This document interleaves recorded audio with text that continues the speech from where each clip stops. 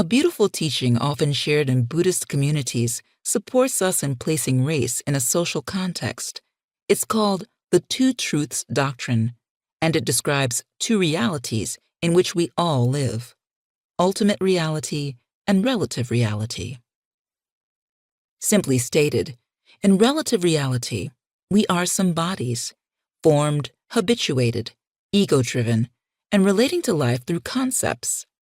In ultimate reality, we are no bodies, formless, empty of self, and eternal. In relative reality, I am a woman, African American, lesbian, great-grandmother, artist, and elder.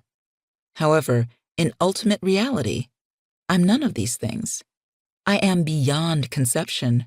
I am awareness dancing with the karmic rhythms of life. In ultimate reality, there is neither race nor a reason to suffer. We are undivided and beyond definition. But in relative reality, we're all in considerable pain, as racially diverse beings driven by fear, hatred, greed, and delusion. In relative reality, language is commonly how we relate.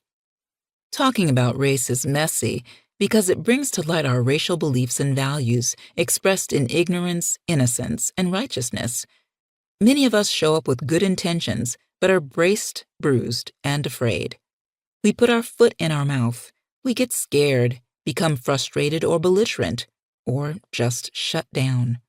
We feel unclear, unskilled, angry, and cautious. Our mind plays habit songs that get in the way of our ability to connect and be open to what's right here. For example, the following comments are common narratives expressed from participants in the Mindful of Race training. I don't see color. Aren't we all the same? Race is an illusion. Why are people of color so attached to this concept? Let it go. I'll just listen. I know I have a lot to learn. Besides, I'm likely to say something stupid and get nailed again. I don't know what I don't know. People of color need to teach me about race. Tell me what to do. Why are people of color so angry with me? I wasn't living at the time. I don't know how to have this conversation without feeling blamed, guilty, frustrated, or angry. I'm oppressed in other ways, so I know what it feels like to be a person of color.